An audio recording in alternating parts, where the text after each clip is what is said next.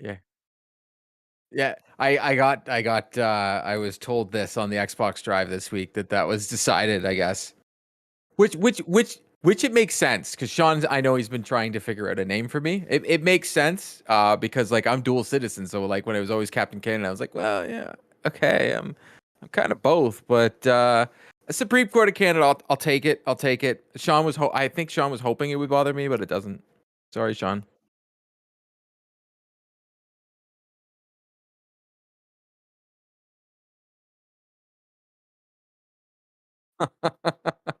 Yeah.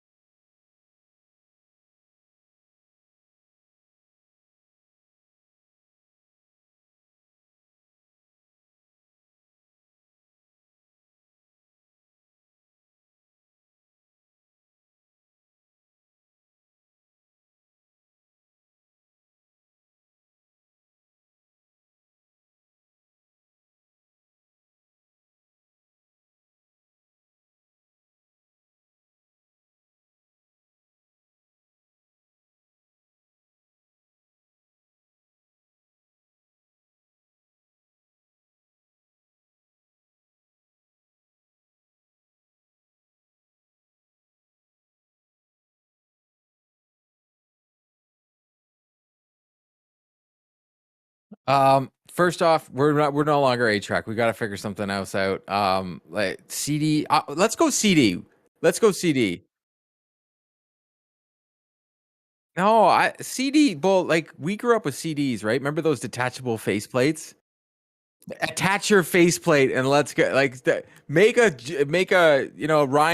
Ryan likes his 8 tracks. I know it works.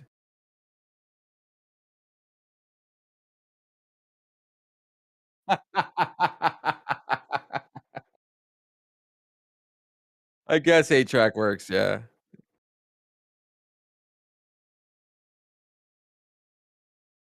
So what have I been playing? Wow, this is a list. This is a list. Yeah. So last week when I said I was playing a game, I have finished As Dust Falls. Um, I highly recommend it. I have finished DC Super Pets. From Outright Games. Um, she didn't really like it. No, it was like the first game in a really long time. Yeah, it had a difficulty level that spiked, and it was just wasn't for her. Usually with the outright games ones, you can put invincibility on and so on and so forth. It's a off the rail shooter, so you're flying through the air. I get why she couldn't get it. So this will be the first time I'd say to it. The movie's definitely for her because we went and saw a movie today, and she saw the preview for it again, and she was very excited. And she wants to go see it. I think it's 29th it comes out. She really wants to see that movie, but the game just was too difficult for her, and she does have trouble with side scrollers. I think the voice acting in it was great. Everything about the game was fun. Oh, yeah. Can't hear Matt. Gamer Graham just said it, but you can all hear me, right? Everybody can hear me. Sorry, everyone. Well, that's But the funny part is when the Boom. podcast gets put out on. Now, chat, let us know. I think it's coming through now. But is it? Did you record yourself? Should we start all over again? No, the Audacity is coming through. I see my wavelengths the entire time. So Hold on, I'm gonna say it. Can you people hear Matt, please? Not if you can hear me, Gamer Graham. Not if you can hear me. They're gonna be saying we can hear Court. Okay, what about now? Sorry. Yeah, Court is fine. Yes, Okay. Cord is fine. No, but it is Matt. Can you hear Matt? Am I coming through now? There you go. Perfect. Thanks, team. Sorry about that. I guess they've just been sitting here listening to me prattle on about silence. Regardless, welcome everybody. Yeah. Thank you. The actual podcast. So I will played work. DC Super Pets, but for Gamer Graham in the chat, achievements are and trophies are so easy for that game. So go through and smash that game off. And I have also been playing MLB The Show as usual. The All Star. Everything came out. So for Robbie Bobby Miller, who Patreon supporter of ours. He loves me talking about this game, so him and we talk about it a lot. So I had to mention it on the show because it's like, him and we have this thing with this game, and Sure, there's a that's the lot of only content reason. that just dropped. Well, no, there's a lot of content that just dropped, and I really like the game. Fair. And a game we're going to talk about later on the show, I've been playing Stray, and I've also been playing Forza Horizon Hot Wheels DLC. Like, too much. Like, when Dude. I said to you earlier in the week, I was like, I feel like I don't have time for anything right now. Yep. It's because we've got content going on, and just Sony and Xbox were like, hey, here's a bunch of games. Yeah, dude. That Hot Wheels that Hot Wheels DLC looks so good. I have to download it. I'm planning on hopping in this weekend to check it out because it looks so much Oh fun. my God. It looks so much fun. All I can think about is like, because I did have some good times with Gran Turismo. I'm now in my mindset that GT Sport needs to be more of a thing and not just a one-off, and give me like a Arcade racer more. I don't clone it. Just clone. Who cares? You know what I mean? Just buy Burnout. Like, Just buy Burnout and give us a PlayStation developed Burnout. oh, Power Washer Simulator is not gonna happen. I keep seeing people talking about it. I saw Tech with the Specs talking about it over at Steve Akvari over on Twitter. I don't know. To each their own. Well, good. Nice for Steve, Mm-hmm. That guy probably has way too many games. But like, you know what? I power washed my actual deck last weekend. I don't need to simulate it. Plus, I'll be totally honest with people. The amount of energy and time I put into MLB The Show, I kind of almost can't, like, it's an addiction. When the baseball season's over, I'm gonna be kind of happy because I'm gonna be like, okay, I can just like go play a game again. Jesus. I don't believe you, Court. I really don't think it's gonna end, but that's okay. That's part of the fun that is MLB The Show. As for myself, yeah, we're gonna talk about it. Stray, I played it, I've beaten it. We're gonna, you know what? Let's just talk about it now. Let's just talk about it before we get into the things. I loved it. I absolutely adored it. It caught me not off guard because I was expecting it to be good. I don't think I anticipated enjoying it as much as I did. It took me probably about 4 to 5 hours to beat it. I wasn't spending a ton of time like exploring in terms of like going through every area. I just kind of played it at my own natural pace. The graphics are incredible. The music is phenomenal. The music is so good. It just, this entire soundtrack from beginning to end, masterfully done. I found a couple of the puzzles along the way to be a little bit obtuse, just a little bit in terms of like, there was like a couple moments specifically where I had to pull up a walkthrough because I was just like, I've been running around in circles for like 20 minutes. I don't know where I'm supposed to go. But like outside of that, I absolutely adored it. I thought the story was great. I think graphically it was beautiful. It like, I don't know, it hit that itch that like the old school platformers like the Crash and your Spyros and the Jacks and the Sly Coopers used to do back in the day, but it feels like those taken and made them modern in the year 2022. Like I really enjoyed it. Court, I know you've been playing it too. Tell me about your experience with the game so far. So I wish I could say that I finished it, but I haven't. I'm Mm-hmm. about 2.5 hours in. I think we figured this out from you and I talking. I haven't looked at my stats, but I told you where I was in the game. Mm-hmm. For me, this has become an experience that I'm playing with my daughter, Right. and she loves this game. She's calling it the cat game. Right before we went to bed, we played it for a half an hour. We played it first thing this morning. We played it last night. Ever since this dropped. So like, what happened was the game drops. I downloaded it and I started playing it. And she's sitting beside me on the couch on her iPad, and she turns to me and she goes, "Daddy, what is this?" And I said it was the new game, Stray. And I was explaining the whole thing, and she goes, "But you're a kitty cat." And I was like, "Yeah." And she grabbed the controller and she started like, cause she plays games. Like she may be only almost 6, but like, Yeah. she's turned into a little bit of a gamer here. And then she's pressing the meow button, and the part of the very beginning when you finally go into the underground. Yep. Yeah. So that was a bit of a thing to deal Right? with a 5.5-year-old. Ooh. But thank you, Lord, everything is okay. Can you imagine? That was a bit something to deal with. So I explained to her today or yesterday, sorry. I was like, "Hey, I'm gonna play it, because I gotta finish it for our show." And she's like, "No, Daddy, we're playing this together." And I just looked at her. I was like, Well, "Okay." And I'm like, "Well, what am I supposed to say?" So like today we played it for a couple hours, and then tonight we played it again, and I'm just like, She really enjoys it. What we do is she gets to go around the world, and this is one thing I'll say: you can play this with your kids and have some fun. Hmm. She understands that, she looks around. She's getting to learn how to use the camera and the second stick. She has a hard Yes. time with that with games, Yep. but this game is actually teaching her, so it's almost a a teachable moment for her. And now she's playing the game and she's using the stick. She's like, "Oh, I press X here, I press X here." When she gets to a puzzle, that's when she gives it back to me. Hmm. When the four plug puzzle, if you know what I'm talking about, Yep. she couldn't figure that out for the life of her. Hmm. So I walk through her, and then I have to read what is on the screen because she doesn't Right. understand. But she's able to go up, and I literally can be like, "This is what we need to do. This is what we need to accomplish," and she can go through it. Like that thing that I told you I just finished. Right.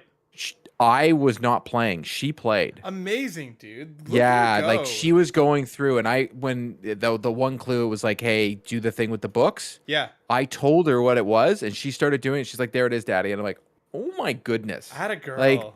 so I'm having a very surreal experience, and it's funny. I've had many surreal experiences on the PlayStation 5 with my daughter. It was the first console that I said to her when I opened it up. I said to her, "You know what, honey? Moving forward, these are both of ours. I'm Nice. never going to Yes. say to you, this is mine. I don't want to be that. That's just not something I want to do." I was like, Yep. "You know what? They're both of ours.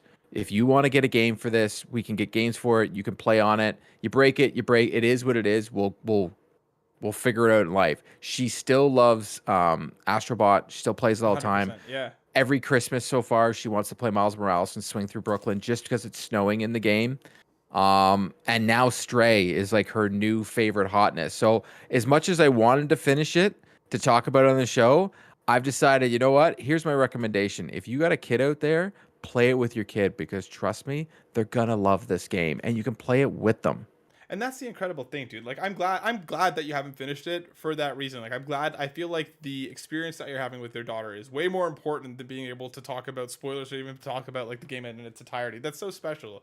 I'm glad you're enjoying it together. And like, yeah, the right stick, dude, is like I think just because we're so used to it, even playing like with my partner sometimes, I haven't even realized how much of an issue people can have, and like how I've seen people get like motion sick with it just because they're not used to the way that the camera moves sometimes. So I'm especially with Stray, the X pops up showing you, hey, you can reach this spot. Like, so I can understand why those things would go together well. That's amazing. I hope you continue your journey with it together. The rest of the game is fantastic. There are some stickier moments a little bit later on in terms of just difficulty. But like, you know what? I hope she can do it. I hope she runs at it. Yeah. And there's a when the cat can rest and it purrs, she loves that. So anytime, because the cat has no name, we don't know if it's a male, we don't know if it's female. It's just so she's named it Kitty Cat. Nice. I know Perfect. it's not original, but the name is now Kitty Cat. Like the video that I put up on Carpool Gaming today, that was her pressing meow meow meow meow meow over again. I was like, well, there's the review for Stray. Um, but she loves the interact. She loves scratching on the thing. She loves scratching on anywhere you can scratch. She tries to be interactive with anything. She sees a basketball, or we were in that one apartment and had the cat toy on the ground. Yeah. She played with it for forever. Yeah. So I'm seeing a different experience, and in yes, everybody keeps like, oh, I finished through it in 4.5 hours, and I have. This is the first year, and I know you know this, that I've decided, you know what? I don't care when I finish the game. I'm just gonna play games. Just Hmm. it's all about fun. Yep. And for me, just watching her play has been fun. That's incredible. Yeah. Like So thank you for for making this game. 100% because the game it's so charming. It is one of my favorite experiences this year for sure. Really really enjoying it. And yeah, there's some cool trophies in there. There are some that are pretty ridiculous. I'm not gonna run for the platinum. I'm not the type of gamer that goes after that. But there's a part of me that wants to maybe try to do the under 2 hour trophy. Just because like I feel like it is entirely possible without like really breaking your brain to do it. There are a couple points where I could see it being a little bit tough, but I don't know. We'll see. I didn't know. Everybody kept complaining about that one trophy that I've now know what it is. Yep. I only had one of those little pink thingies blob on us the whole time when we went through that and we were running, and I'm just like, oh my god, we were that close to getting this and I didn't even know. Yeah, I got stressed. I used to be I like getting trophies and such, but I lost my I need to have a platinum. Depends on the game. Like when God of War comes out, I'm gonna want the platinum in that game. It depends on the game. Fair. That's why I look at it. Nice, yeah, for sure. Yeah, I mean, like we'll see if I'll actually get to it because there is we're starting to pick back up. The review season is a starting again. Where Seriously, I've got another game that I haven't even got to play yet. I told you, I told you the game. You're like, yeah, well, you told me it could be 3 hours, so yep, good. yeah, probably less than you could probably get it done in 2 or 3. But like, Oh God. yeah, like there's with Live Alive coming out tomorrow, which I'm very excited about and was reviewing well. Woohoo! Fantasy critic. No And one else cares. I know, but I do. I'm first right now, Court. You don't understand. It's not going to last, but right now I'm on cloud 9. With Good. Xenoblade hitting next week and Digimon hitting next week, and then Spider-Man in August, and then we have The Last of Us. Like we're getting back into the swing of things. So there are plenty of games to come, my friend. But let's slam the brakes. We've got a whole bunch of breaking news to talk about, and why don't we kick things off with the leakiest of stories this week? Because, my friend Court, it has been quite a leaky time for Naughty Dog. I'm going to pull from Video Games Chronicle, written by Jordan Midler. The Last of Us remake footage leaks online, quote unquote, no gameplay improvements claimed. As posted to Reset Era, the images and videos are all over the internet. We see the beginning of the game. I won't spoil it for anybody, but if you know what happens with Joel at the beginning of the game, that scene has leaked. There's gameplay leaked on from later on in the game where you're with Joel and Ellie, and there is a whole bunch of images from across the game that have leaked. So please be careful. If for whatever reason you haven't played the game yet, that's fine. Just be careful online because it is everywhere. We're not going to get into spoilers, but we are going to talk about the leaks themselves and including these rumored not so gameplay improvements and so on and so forth. Court, you and I are both excited about this game. We both love the original. We both come from the standpoint that, if you don't want to play it, if you don't want to spend any money on it, I can understand that. That's your imperative. Do with your wallet what you will. But I don't know, dude. I just feel like there's a lot of negativity around this game, and I just feel like it's leaking a lot. I don't know where are you at on the story. I feel there's been a lot of there was a lot of negativity around Last of Us 2, and now there's a lot of negativity. And I get people's points. If they feel that it's a ripoff to them to not buy it for 70 games, cool. Vent, do what you want. I'm not here for the kumbaya and say like, oh, you should always be positive. That's fine. But I do feel some people that are doing it are literally just doing it to get attention, and that's cool too. If you feel that you're not relevant enough and you need to be a curmudgeon for a couple weeks until a game comes out, that's on you. But if you seriously just like, hey, I might wait for it to go on sale or something, hey, to each their own. Everybody spend their money the way they want to spend their money. For me, I read it at Instagram. Gene Park put out a little article about it just recently, I think like a couple hours ago. Yep. And he brought up a very good point. The Last of Us 2 had a whole bunch of stuff leaked as well. Not just the script, some screenshots and like gameplay. Well, it turned out that was all like pre-alpha stuff.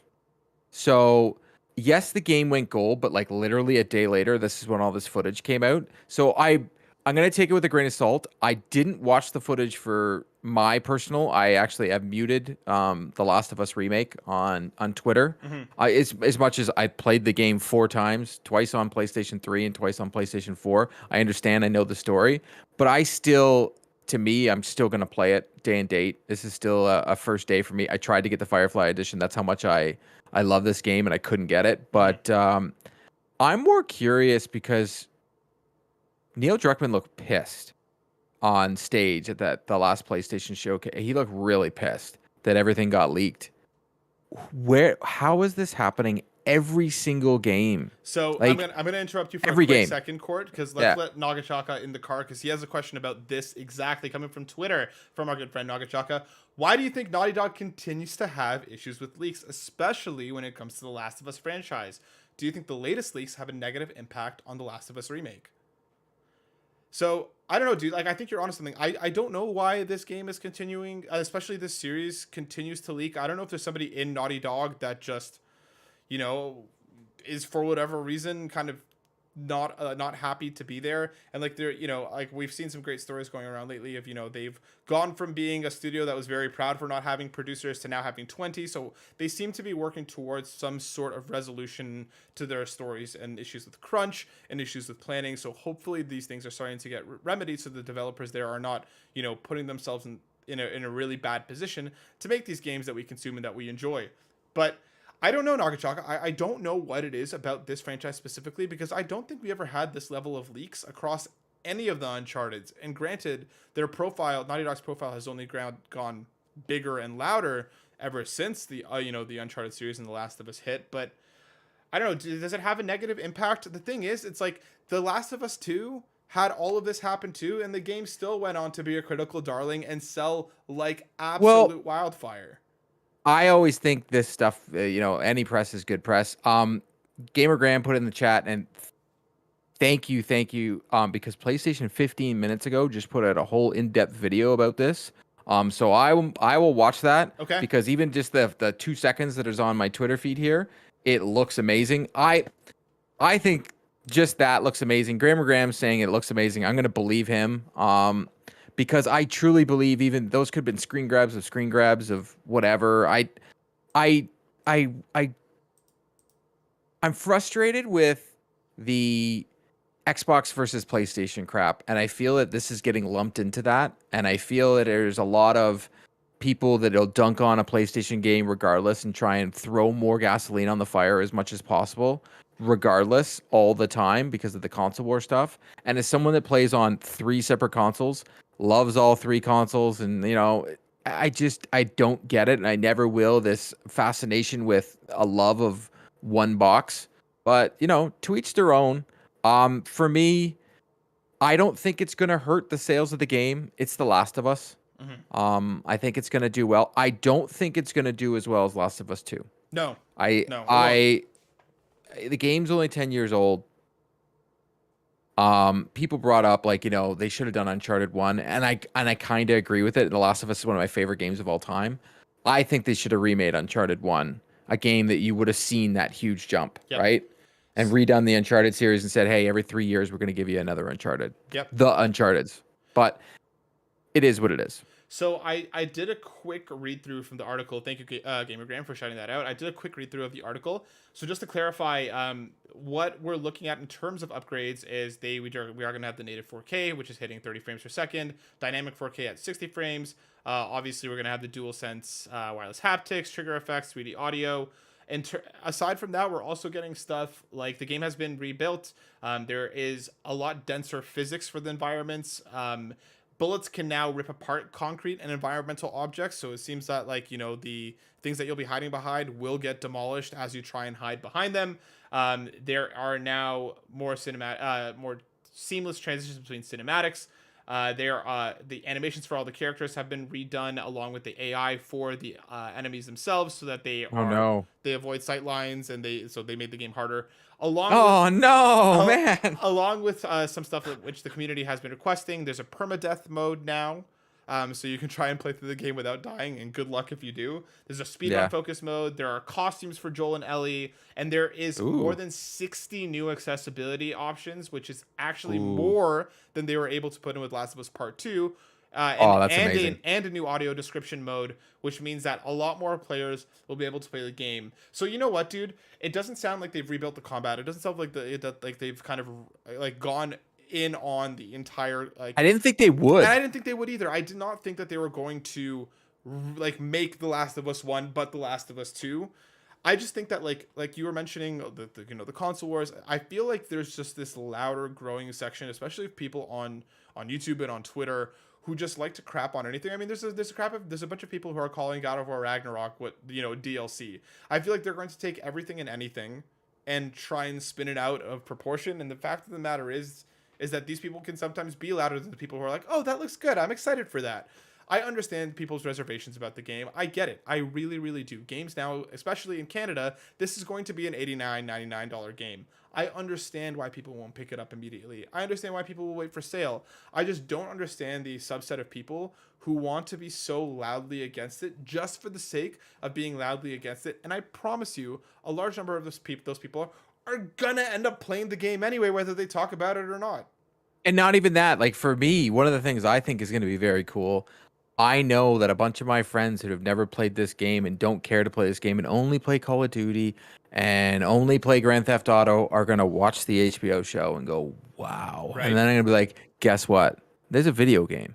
And then they're going to play the video game and be like, oh my God. I'm like, yeah, guess what? There's a second one you can play too. And that on top of that, to add in a ton of accessibility options for folks who may have only been able to experience part two in a way that Yep. was beneficial and tailored to their own experience, they can go back in and play part one now. Is this game for everybody? Absolutely not. I just think that people need to accept the fact that there are going to be products that aren't for you, and there's nothing wrong with that. Move on with your life. Don't play it, ignore it, and just play something that you want to play.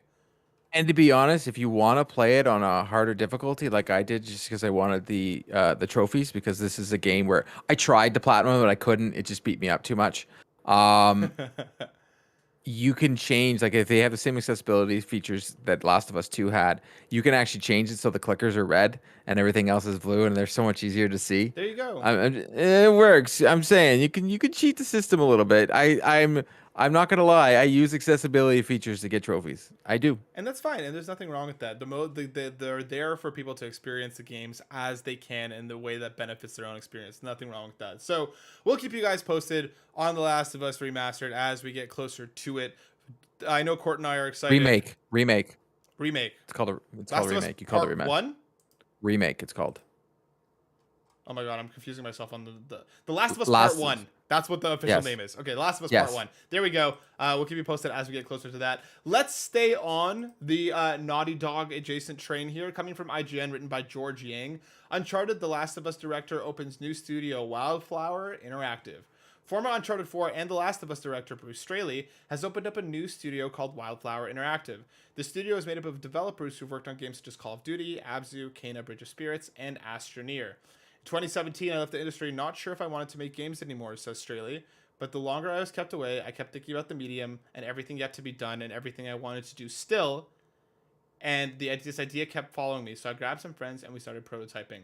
So it has like a pretty top-notch studio, the co-creator of The Last of Us and Uncharted. Now, before I throw to you, Court, let's let one of our friends in the car. Let me just find the question very, very quickly because I just lost it. Here we go. Coming from Delvin Cox on Twitter at Delvin_Cox. How soon do you think it will be before we hear about Bruce Straley's new studio and what they are working on? Court, tell me your thoughts. My guess is 2-3 years. Okay. Like PlayStation is doing a very good job of taking their time to let us know about a game, unless it's a year out. So if the studio is just formed when? Like now. Just now. Yeah, Yeah. just as So far as we know. we're not going to see anything unless they're making an indie game or unless they're helping make a game or unless they're making a game for PSVR 2. But if they're making a brand new IP, 3-4 years at the max before we even hear about it. Well, keep in mind that we don't have confirmation that it is a PlayStation exclusive or anything. We don't know if that's the direction that they're heading in.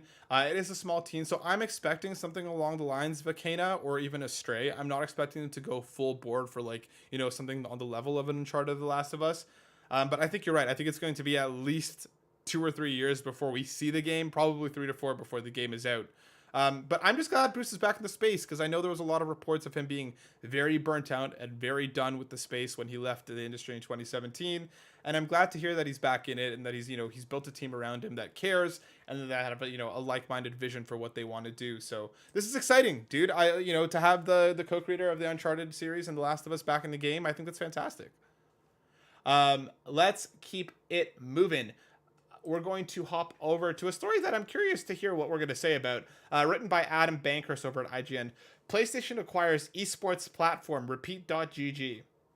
Repeat.gg is one of the biggest esport tournament platforms in the world. So furthermore, it also organizes asynchronous esports tournaments that allows players to compete in games even though they aren't online at the same time. The company can automatically keep track of players' in-game statistics and will award them based on their performance. Repeat.gg shared the news in a blog saying that it was always focused on esports for everyone and doesn't plan on stopping that mission anytime soon. So why did it agree to an acquisition?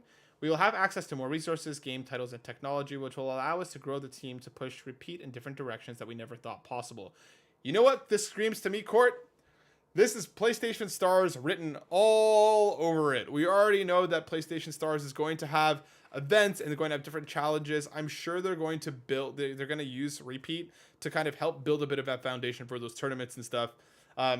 the esports side of it, I don't really care very much. I'm not really one that's Me very either. big into esports, but I'm very curious to see how they're going to integrate this just into the platform. And I'm telling you, dude, I think this has PlayStation stars written all over it. But what do you think? I gonna have to agree with you. I didn't even think of that angle because, like, to me, I know they have the Evo stuff and they're big into that, so they're trying to move that side. I think it's funny because you hear the rumors that Microsoft is probably like buying Netflix. So like, Xbox is going this one direction, Hmm. and PlayStation is, yes, they've got their, well, actually they are. They're already in that direction. They've got HBO stuff coming out. They've got movies, and then they're like, all right, we're gonna take over this esports side. Microsoft went out and bought all the publishers. Well, we're gonna make it so you have to pay us to do the events. There you go. I mean that's an interesting way too. Like I know they're getting more competitive at this, and I also have to imagine that this somewhat aligns with their 10 live service games by 2025. I'm sure some of those will probably be built around an esports and competitive scene. Having that infrastructure there, I mean, why not? Good for them. I'm curious to see how this will kind of help the ecosystem and help the community, because I do think there are ways for even people like ourselves who aren't into esports who might be able to benefit from this acquisition. So let's see what happens.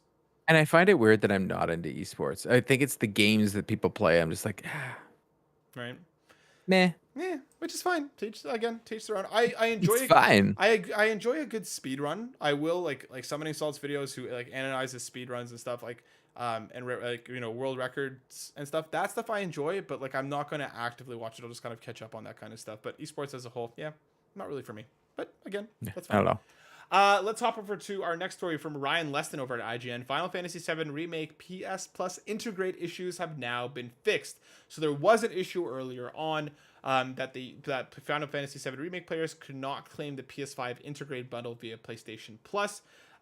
They were a quirk in the PlayStation Store means that anybody who was already owned the remake was unable to grab the remake intergrade bundle, which added to the PlayStation Plus. With intergrade being the new adding the new episode intermission, which was focused on Yuffie, but that has now been resolved as reported by VGC. It is now possible to claim the package even if you already owned the PS5 version of FF7 Remake. Should you do so and already have the game installed, your console should automatically download the intermission DLC. And we do have a question related to this. So before we hop in with thoughts and feelings, let's let Delroy into the car over from the Discord. Question for the podcast. With the recent kerfuffle regarding the Final Fantasy VII Remake upgrade path, lackluster collection so far for PlayStation Plus Premium, communication and messaging issues, do you think PlayStation will find users migrating to other platforms as their primary, or is the brand quote unquote too strong? I think the brand is definitely very, very strong. I think it's a lot like Apple, where it's just like it has a very big following. I always want to bring back to, as someone who uses Xbox and PlayStation, Game Pass when it came out was so bad. Mm-hmm. So it was real bad. And it's gotten better over time. I still say Sony's offering at the beginning right now is better than what Xbox originally offered on Game Pass. I think Sony's going to learn. They're going to learn from their mistakes. They're going to make it better. Yeah, do I have my issues with the service? Yes. Do I still think the service is really cool? Yes. I have a friend just recently who signed up for it. He was like, "Oh my god, I can play all these games," because he hadn't played them. But this issue that they have with games that have been purchased and then games that they put on the service or vice versa, they've got to figure this out. I know Yep. Xbox does not have this issue, and this is not the first time this has happened for PlayStation. I've heard people say that like a PlayStation Plus game, they've had a hard time buying DLC for that game. It just doesn't work, and I'm just like, like it's just that's not cool. And I don't know why this is happening. You would think that they would test this. You would think, and like I feel like it's just I feel like this case specifically is an interesting crossroads between Square Enix policies and the way that they roll out their PlayStation Plus stuff, and then PlayStation's policies. And I feel like there's a bit of a crossroad here. I think you're onto something as well. Like this service is brand new, regardless of whether PlayStation Plus has been around or not. Extra and Premium are brand new. They had it fixed within a week, which I think is a reasonable amount of time to get things turned Yep. around and fixed. And hopefully, this will not be an issue moving forward. Because again, like Integrate's fantastic, and I'm glad people are going to have the opportunity to hop in and play the intermission DLC. It's unfortunate it happened. It does suck, but hopefully it won't be an issue moving forward because yeah. I'm gonna play the DLC. I haven't played it yet. Like that is definitely It's the one Final Fantasy game I play. There you So go. that is the game I will play. I what my hope is for PlayStation in the future is they do what they do on the Xbox side for Game Pass that they started doing. I think they only started doing it in the last year and a half, which is if a game is coming out on Game Pass, they give like a special bundle. Like, Right. hey, like we know there's a physical version, so like if you want all that stuff here, it's gonna cost you $20, but you can have it all. There you go. Like, yeah, I hope they start doing that. And in terms of Delroy's questions, whether people will migrate, I feel like this specific issue in this time was only for PS5 users, which are not like a massive install base right now anyway, because Integrate is only on PS5. And I feel like anybody that's already invested in a PS5 will not now turn around because of this and then, start heading in a different direction.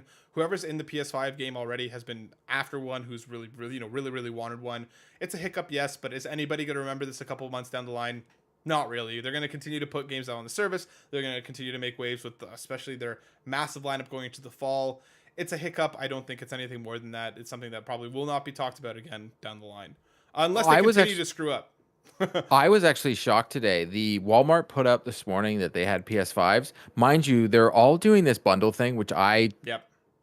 I don't like that. I find that to be a little bit poopy. Yep. Especially if this sounds terrible that I'm saying, especially if you're buying your second console. Like I don't need a fourth controller. Or another copy of Um, Horizon Forbidden West. Yeah, I don't mind that, like, because I'm used to that. Growing up, with their originally consoles always came with a game, even though it does come with Astrobot, and I still say Astrobot's the best game on PlayStation 5 by a long shot. And I just don't understand their whole like bundle thing they're doing right now. And they're not the only ones. GameStop's doing it, Walmart's doing it. They're all doing it. It's like, hey, we have too many controllers, so we're gonna force you to buy one. And I'm just like, I find it to be a dirty practice. And the thing is, I do. that's not a PlayStation specific problem because Xbox is doing No. the same thing. It was with when the Series X's were. I mean, the Series X's are still tough to find. They are more readily available than before. Dude, I see them out in the wild now. Yeah. Series X is, but today those Walmarts, almost 3 hours later, I went onto the site and they were still there. There you go. PlayStation 5s. So hopefully we're starting to work towards the finish line of these consoles being readily available, and hopefully that bundle thing goes away. Because agreed, it is scummy. It sucks. Like I'm gonna call it like It's $100, man. A controller's $100 plus tax. Like that's nothing to shave a stick at, Yeah, right? it sucks. Like they know the demand is there. They know they're going to sell them in a bundle or not. So a lot of the retailers are just forcing the bundles. I don't think that's a thing on PlayStation side. I think that's a thing. No, I don't think so either. Because again, like we've seen it with the Xboxes as well. It is scummy. It sucks. But hopefully we're heading down the road. I truly believe it's because the cost of those controllers is so much this gen. Yeah. Like $100 per controller. That's beefy. It used to be what, $59.99 a controller. Yeah. It beefy is $89.99 now. Yeah, that's beefy. That's And beefy. so what I think it is, no one's buying them. And I know I'm not. I haven't bought another controller. So as much as my daughter keeps, every time she sees the pink one, she's like, "Daddy, daddy, daddy." I'm like, I know, honey, but I got you. Like, I did a custom Xbox controller, which please make Design Lab PlayStation. God, seriously. Just do Design Lab. Yep. Make it easy. Let's keep her going. We're going to hop into a story that I'm very excited about, and I'll just yell about for a quick minute before we roll on. Yakuza 8 first images revealed returning characters from Like a Dragon. This is written by Ryan Dinsdale. The first images from Yakuza 8 have appeared online, revealing that various characters will be returning from the previous entry Yakuza Like a Dragon. As reported by Famitsu, a behind-the-scenes video from YouTuber and MMA fighter Mikuru Asakura gave a tour of developers Ryu Gakotoku's studio, alongside a brief look at Like a Dragon heroes Ichiban Kasuga, Koichi Adachi, and Yu Nanba in the new game. It'll reportedly be set in a new town, and we learned that Asakura himself would be appearing as a character in the game. Kasuga has a bit of a makeover. He now has his hair tied back instead of his iconic wild hairdo. We knew this game existed. We knew this game was coming. We knew the Like a Dragon cast is back. Just even graphically looks beautiful. It's just a couple off-screen shots, but I'm so excited. Like a Dragon is one of my favorite games of all time. The Yakuza series is one of my favorite series of all time. And just to see them, just to see my boys, just to see Ichiban again is just so cool. I'm so excited. I can't wait for this game to be ready. Whenever it is, I don't care. I don't need it now. I'm just happy to see a piece of it, Court. It just feels more real and it feels more tangible, and I'm very excited about it. I'm happy for you. Thank you. Moving on. I'll be honest, it's the one franchise I wish I liked because I like um that setting. Mhm. I like stories. I like TV shows that are in that setting. And for some reason the games, I'm just like, nah, Dude, not for me, dog. just try Yakuza Zero. I think it's still on sale for like $5. Just try that one. It's It's not on Game turn-based. Pass. It's on Game Pass. Just give it a shot. Give it a couple hours. If it grabs you, it grabs you. If it doesn't, it You doesn't. know what? I have a funny feeling it'll be coming to PlayStation Plus eventually too. Probably, probably. But yeah, just give it a whirl. It's action combat. You're gonna, you might enjoy it. It might grab you. Just give it a You know chance. what? After I finish like all these games, Yeah. sure. Okay. Deal. Uh, Jesus. let's Court. Let's talk about one more story before we get into questions. Do you want to talk about TMNT or do you want to talk about Spider-Man? I'm gonna leave it to you to give us our closing story. I think we could I am we're going to talk about because it's just I literally just bought a Michelangelo. Um Teenage Mutant Ninja Turtles has a very special thing for me. Okay. My grandmother who just passed away during COVID, she took me to the movies to see the very first movie, and then she brought me to Toys R Us like literally the next day, and she bought me a Michelangelo, and this was in Montreal. And just recently, they re-released the toys again with everything that's going on with the Cowabunga collection and like I Teenage saw Mutant your Ninja Turtles, all the tweets. Yeah. retro. Yeah, so I bought the Michelangelo. It's the first toy that I've bought and that I haven't taken out of the package. Hell yeah, And dude. then my brother saw that I bought it and he went online and bought the Leonardo. And then we both like reminisced. And I remember my grandmother even, she bought me the NES version of the hardest Teenage Mutant Ninja Turtles game ever. The Ninja Turtles game that's on the NES. When everybody gets to play this for the first time, yeah, watch out how hard that is. Well, Just watch out how hard that is. let's get into it then, my friend, because I'm sure we'll be talking about Spider-Man Remastered in the future with Sean's giant new ultra-wide monitor. We'll save that for another time. Let's talk about TMNT. Written by Kat Bailey over at IGN, TMNT, the Cowabunga Collection, has a release date. IGN can exclusively reveal that the Cowabunga Collection will be releasing August 30th on PS5, PS4, Xbox One, Xbox Series X and S, PC, and the Nintendo Switch. The collection will bring its 13 games from the franchise's 8 and 16-bit days, including beloved staples like Turtles in Time for the Super Nintendo. I'm not going to run through the full list because you can look that up if you want to, but Court, August 30th, another game thrown into the very busy late summer, early fall season. How you feeling? I know you just told me a very sweet story. I love that how much this means to you. How you feeling? Is this a day one? Day and date, it's day and date. Nice. Definitely, I've already definitely gonna have my pre-order in. I thought about getting the collection, which came with all some pretty cool stuff. It's just I can't justify the cost when I'd rather just have the Michelangelo. I'm like, all right, so I'm good now. Yeah. I'm debating right now to go on Amazon and buy the Leo, the Raph, and the Donatello, and just having The them all set. on the shelf there Yep. because they're awesome. But this will be another game that I know that I can go back and play, like Turtles in Time and stuff. I can play that with my daughter Mm-hmm. because she had a great time with Shredder's Revenge. We Nice. played that a lot together. Yes. That's another one where she comes in. That's this year to me. It's been a lot about playing games with my daughter, and it's been phenomenal. And games like that, I know little hack and slash is like whatever, just honey, just press the X button over and over again. Don't worry about it. Yeah. So I know that I can share the same experiences because I was like, what, 7 or 6? Yeah, I'm old. I know this. But when like the Nintendo came out, I was 8. Sorry.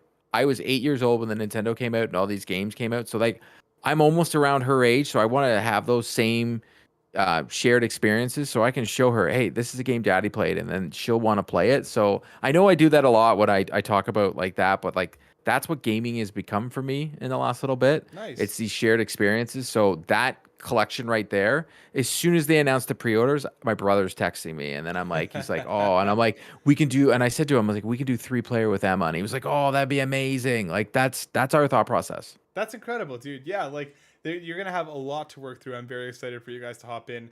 I love these games a lot too. I played a bunch of them growing up as well, but this will probably be a little bit of a later thing for me because yeah, similarly, my partner Senna is all about the side-scrolling action beat 'em ups. We're going to be playing TMNT Shredder's Revenge this weekend together because she was away on a trip when it initially came out. So if it clicks with her, it might be day and date. We might run through them, but yeah, I'm excited for these games to be coming back. I know that a lot of people have a lot of love for them, and just being easily accessible is a wonderful thing.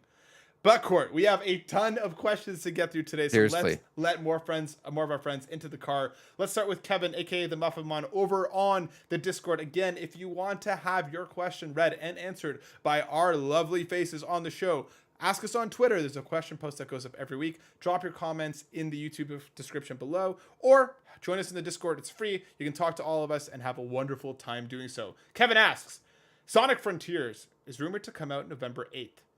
Which I think would be a death sentence for it. I mean, how can it possibly compete Seriously. with Skull and Bones? But on a serious note, shouldn't publishers stay clear of that November time period with God of War releasing?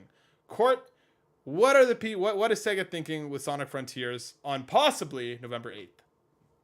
Well, I almost think it's just to the point where, like, where else are you gonna release it? So okay, you don't put it here, you don't put it there. Like, as much as we all think God of War is huge, I still think games like Gotham Knights and Hogwarts Legacy are games people want to stay out of the way of too, because you get people that don't buy games all the time that are going to buy those games just because it's Batman and Harry Potter.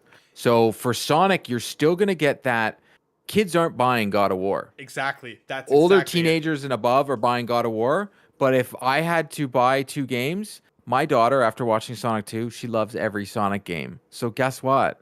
I'm getting Sonic Frontiers day and date for my daughter to play because that's a game she's gonna want to play. So I understand Sega. I'm more worried about Ubisoft, Skull and Bones.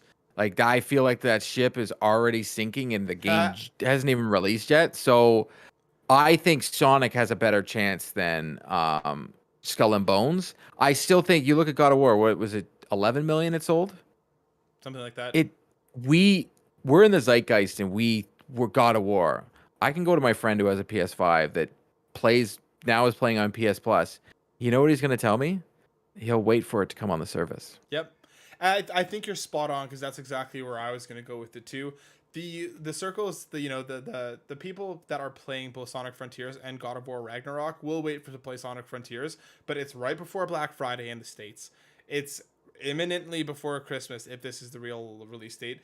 This game will do well just by virtue of people buying it for their kids for the holidays. It just will. If it reviews And well, it's on Switch, right?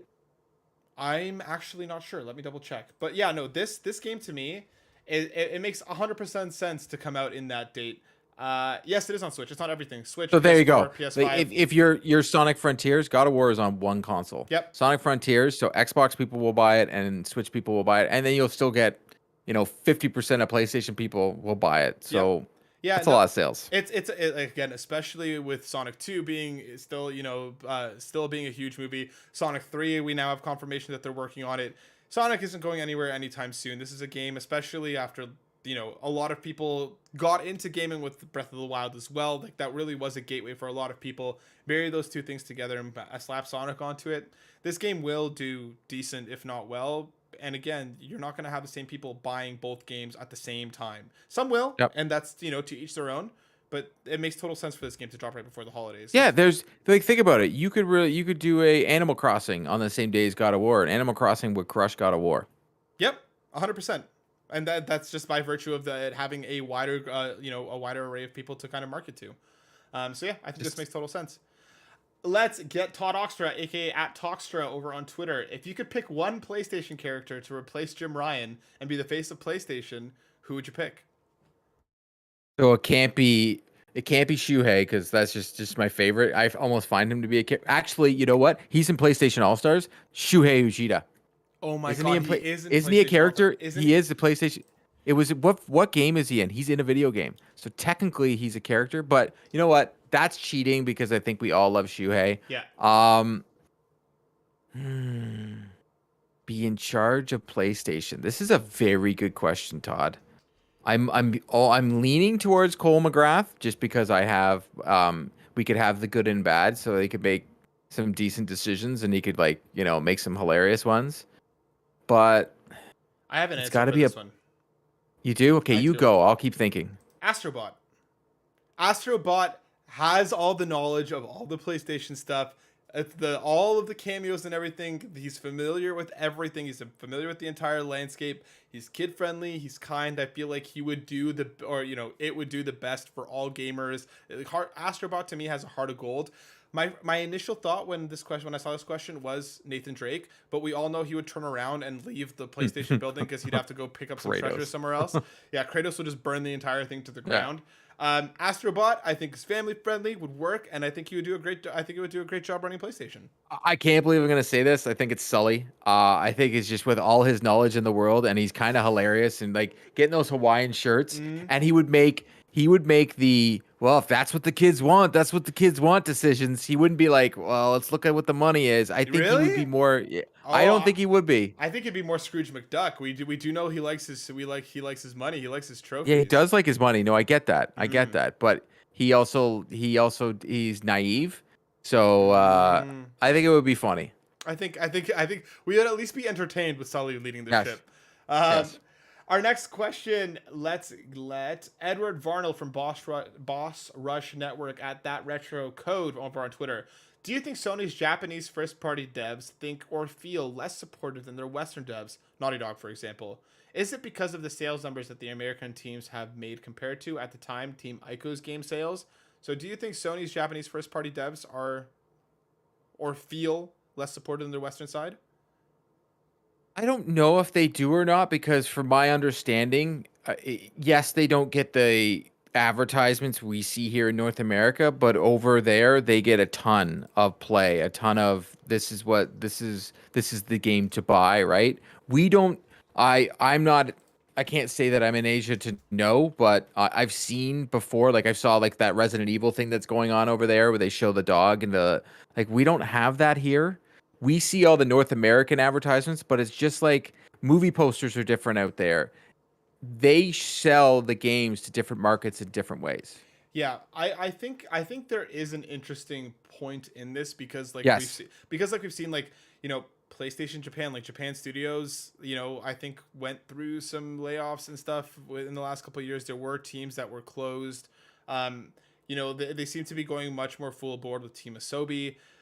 I think that they're just going through a period of reshuffling and figuring things out. I think the Western first party devs, like you mentioned, just because they are marketing to us directly, and there are just more of them. There are more Western first party Sony developers than there are, out east. So I feel like there's an interesting thought in here that, and you know what, Edward, you might be hitting onto something. I don't know how the devs feel themselves.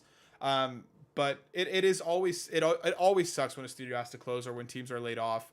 And I hope that with whatever Team Asobi is working on, I hope with whatever is going on that side will continue to catapult them, because like you said, a lot of people consider Astrobot to be one of the best games on It's PlayStation. so It good, was man. it was Like so so celebrated. good. It was so celebrated when it came out, and it continues to be celebrated. But just by the virtue of there being less first party PlayStation studios over there compared to the West right now, we hear about the West a lot more just because, again, there's a higher frequency of games coming out on this side. But I don't know. I think this is a cool question, and I would love to know the real answer to it. But great question, Edward. I really appreciated that one.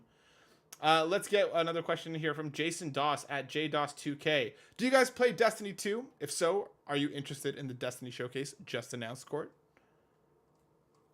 So I tried to get back into Destiny 2 and I jumped back in and I was kind of miffed that they took away the campaign. Did they take away the So campaign? yeah, it's gone. They What? have a campaign in there, but the campaign that I played originally on the PlayStation, it ain't there. It gone. So it's all this like live service, and I get it. Like that's what the game's about. Oh my So God, you're right.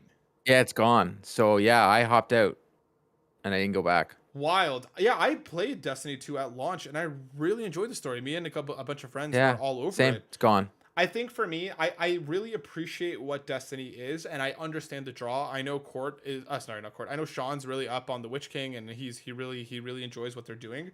For me, it's a world I'd like to buy back into, but I won't do it until it's on PlayStation Plus. I don't want to pay for the expansions. I don't want to pay whatever the subscription fee is. I don't want to continuously pay for Destiny. For me, it would be something that I would hop in, play for a bit, and hop back out. So I'm excited to see what they're working on, because again, there's a high pedigree there. Everybody sings all of the expansions praises with a ton of love. But right now, it's not for me. I'd be willing to give it another whirl if we get this stuff on PlayStation Plus. At least that's Fair. and that's where I'm at on it. And let's get one last comment in here from Drew Joff Seasonson at Doobshmoob over on Twitter. And he says, look at the handsome devil, at least on mute. It's just a Canadian accent, uncle. Gotta talk mo like Boston, kid. True. That's it's just a buddy of mine. I appreciate it. Yeah, I just thought it was a cute comment from a friend. Nice. No, it's funny. Everybody's gotta like comment on my looks. I get it. It's fine. I'm saying, dude. But Court, before we close out, let's do a bit of promo because I think we need to. There's something going on with the Xbox Drive right now for people who listen to this show and might not listen to that one. Tell me a little bit about it. So right now, next week, the official 250th episode. So this week, myself, Sean, and Ryan recorded the 249.5 episode because Sean wants to take all responsibility here that he did no hype for it. I will take some responsibility as well because that's technically my job. But yes, we are giving away 250 games to one person. We have a lot of ID at Xbox games that Sean has accumulated over the years. So we have decided in celebration for the 250th episode, which will be recorded live next week, we have started a contest. So if you go to our Twitter, you can go to Carpool Gaming Twitter, and all you have to do is prove to us that you are following us on YouTube and following us on Twitter and reply to the tweet. And that's it. And we entered you in the contest. And we will give away live on air on Wednesday 250 games to one person. Unreal. That is a massive prize. So make sure you hop over, make sure you're subscribed here on youtube.com/carpoolgaming. Make sure you're following the account on Twitter and hit up that tweet. And also over on in Burnout Land, we're also actually hitting 150 next week, and we're also doing a much smaller giveaway. But we just had the developers Tracksoft to make the new monster catching RPG Koromon. We're giving away one Switch key for North America, one Switch key for Europe, and a Steam key to celebrate the game's Switch launch and to celebrate our 150th episode. All you have to do is go comment on the video. That's all you got to do, and you're entered to win. So multiple giveaways going on, so much amazingness. Court, before we go, if people wanted to see and hear and feel more of you, where could they do so? You can check me out on Twitter at Court Lalonde. You can check me out Wednesday nights at 7:30 p.m. EST on Three Dads and a Console YouTube. And you can check me out on all the socials for Carpool Gaming. There you go. Make sure you go hop over and check out all the things that Court does because he is wonderful. And as for me, you can find me on Twitter at burnout_Matt. You can find us every week at youtube.com/burnoutbrighter. And you can find us here every week doing the PlayStation Drive. Make sure you hop over and tip your driver over at patreon.com/carpoolgaming. Subscribe, like, share, do all the things. We appreciate you all very, very, very much. And we will see you on the next episode. Peace out. See you next time. The PlayStation Drive is fueled by the Patreons who truly make us believe that anything is possible. And we'd like to thank the more than 90 patrons who support us each and every month at patreon.com/carpoolgaming. With a special thanks to our ultimate producers, Mostly Martinez, Dano, Emily O'Kelly, Dallas Ford, Trucker Soft, Jonathan Brown, who has a new album, In My Element, on Spotify and Apple Music, Drew Agnew, who is the host of the House of Mario podcast, Lee Navarro, who is the leader of the Phoenix Overdrive Extra Life team. The links are in the show notes. Please support these ultimate producers. Platinum producers, Brendan Myers, Becky Rubin Navarro, Skinny Matt, Robbie Bobby Miller. And then our gold members, Tom 4 NKS, Slicely Carosa, Anna W, The Snack Network, Foolish Fuji, Mr. and Mrs. Nasty Boots, Tony Baker, Mac Time, RJ Kern, Jose Jimenez, Ashley Nichols, Argo, Marcus O'Neill, and Dallas Robbins. To support the PlayStation Drive and get some awesome perks, go to patreon.com/carpoolgaming and select the tier that works best for you.